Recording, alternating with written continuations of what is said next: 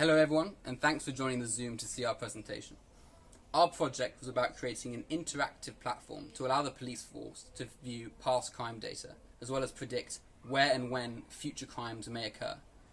This idea of predicting where crimes will occur in the future has been brought out of the realm of total impossibility in science fiction by modern machine learning techniques.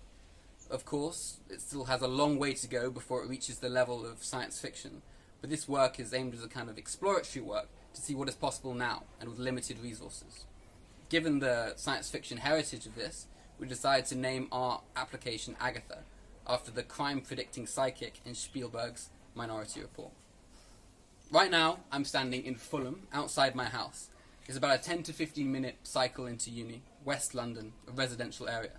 To give you an idea of how many crimes are happening without us realising, we used AGATHA and found that in this month last year, there were 492 cases of crimes registered as violent and sexual offences. That works out as about 16 per day. To bring it even closer to home, we found that within a 500 metre radius of my house, there were 10 cases. At the start of the project, we met with a representative of our key stakeholder group, policeman Paul Clark. Through this meeting, we were able to construct 3 broad requirements for our application. The first requirement was to compile an effective database. For this, we wanted to use crime data as well as secondary datasets, which hold socio-economic and environmental factors. The second requirement was to train a learning algorithm based on the collected data. We wanted this algorithm to have a minimum accuracy of about 70%. The final requirement is to produce a map-based UI to display the crime data. This UI needed to be intuitive, so that any officer could use it without prior training. Using these guidelines, we created a dependency diagram to show how the different components of the web app would interact with one another. At the data level, primary crime data and an additional secondary social, economic and environmental database was compiled into a single dataset. This then interacted with the ML prediction software at the processing level. The prediction results would then be added back to the database for further use. The database would then be regularly queried by the users through the UI, and the results would then be processed and translated into HTML to be presented back.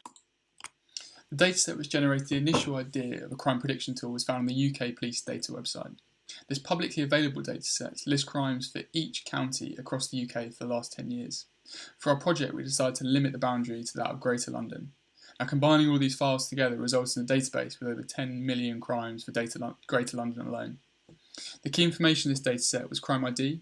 This was the primary key for the table. Crime type. Each crime was assigned to one of 15 categories, such as burglary or weapon possession. There's also locational data, which related to where the crime took place, time data, which for the public database was to the month level, and LSOA codes. To enable more accurate predictions, the main dataset described earlier was enriched with additional datasets.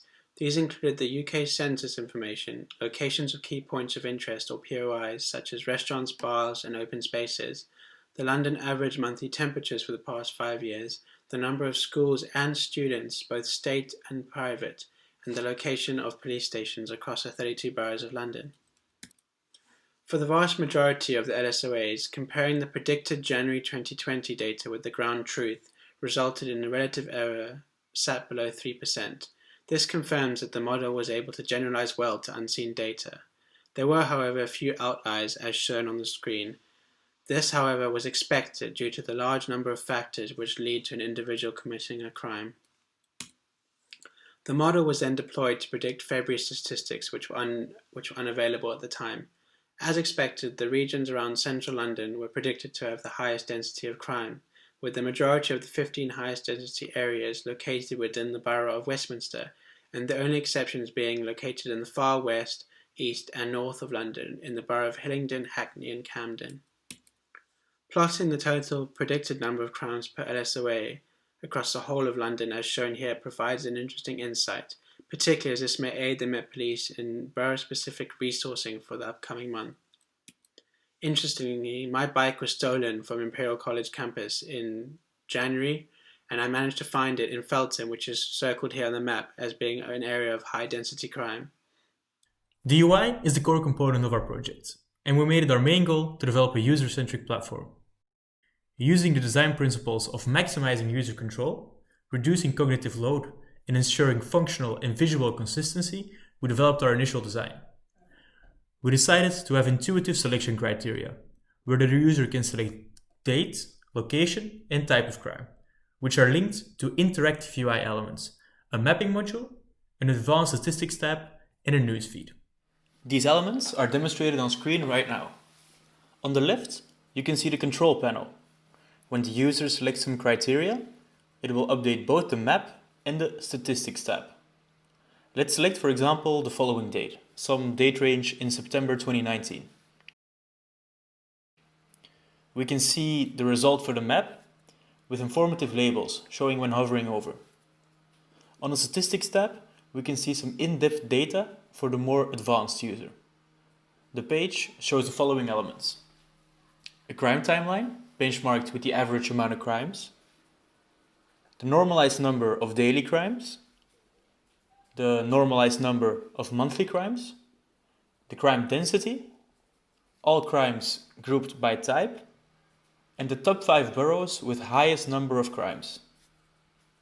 Note that all these figures adapt to the selected date range, region, and type. On the left side, we have a live newsfeed showing on both tabs, which is directly connected to the Metropolitan Police's newsfeed. Finally, when selecting a date in the future, you can see the prediction heat map show up, as Mikey talked about before. Note that we took the cutoff for past data in January 2020, so February is actually into the future. Looking back at the project, everyone feels it has been an extremely rewarding experience.